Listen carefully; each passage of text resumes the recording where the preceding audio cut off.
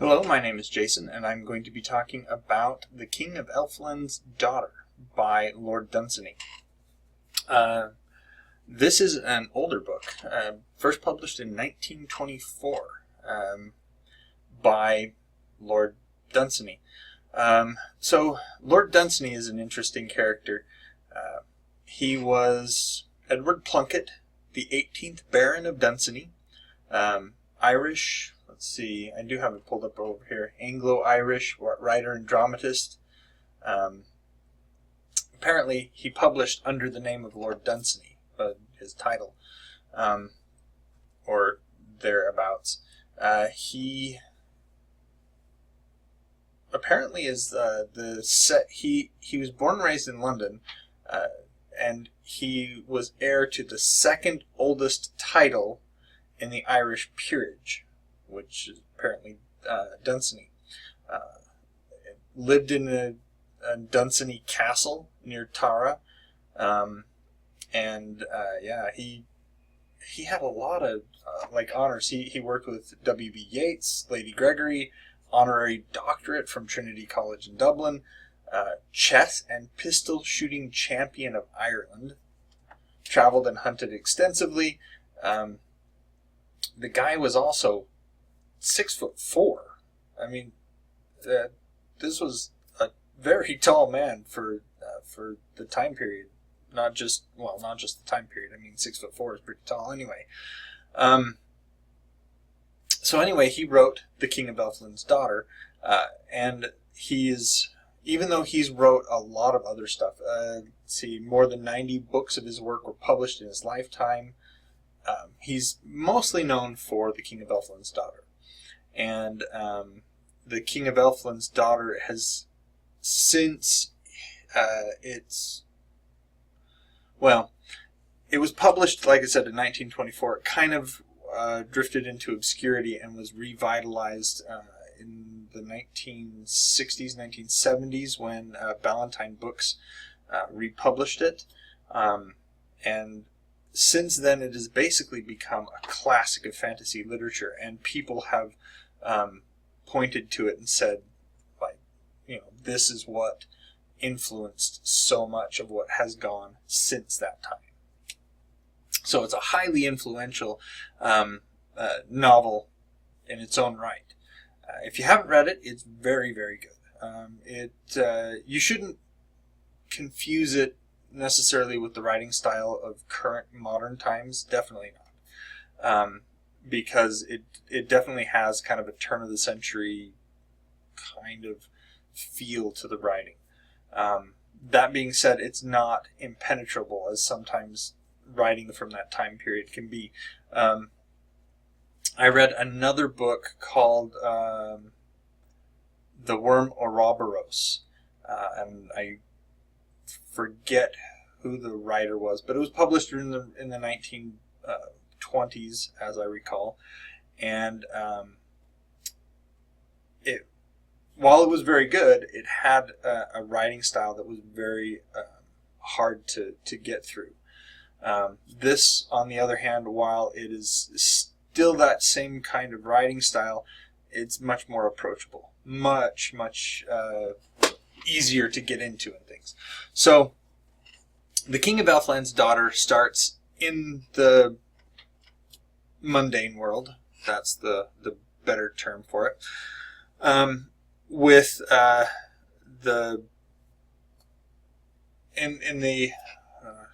Kingdom of Earl, is probably the best way to put it,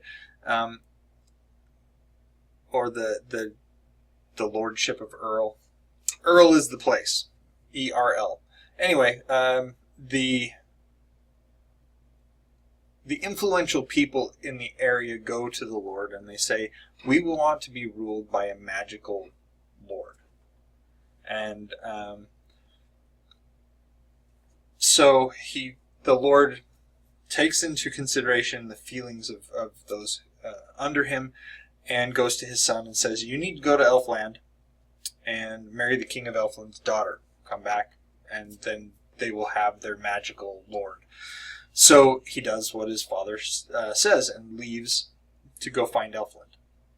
He meets a witch along the way, and she helps him with the things that he needs to be able to enter Elfland. So he goes there. He meets Lyrizel. His name is Alveric. He meets Lyrizel, the king of Elfland's daughter, and she falls in love with him. And she also, it's kind of funny because it's like in the mundane world they talk about Elfland all the time and how beautiful and wondrous it is, and so everybody's pining to go to Elfland. Well, in Elfland it's the opposite. The elves don't sing about Elfland; they sing about the mundane world and how it changes and how time flows and the seasons change. And so she falls in love with that romantic idea of going to a place where things change rather than where things remain always the same. So she falls in love with him, and together they leave Elfland. Basically, they have to sneak away because the king of Elfland doesn't want his daughter marrying some human.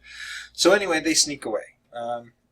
And they manage to get back to the mundane world, and they have a son. His name is Orion. And about that time, after Orion is born, Lyrizel starts to feel longing for Elfland. And so her father tricks her, basically, in my opinion. It may not have been written explicitly that way, but it seems very much like he tricks her to going back. So she goes back to Elfland, and her husband, Alveric, leaves his responsibilities and goes to reclaim his wife. And their son Orion then, he grows up there, being part elf, half elf, if you will. And so you have this quest of his father's to find his wife, and how the prince, or this heir to the throne, Orion, the heir to the lordship, how he progresses and how he grows up, being a partially magical being in a mundane land.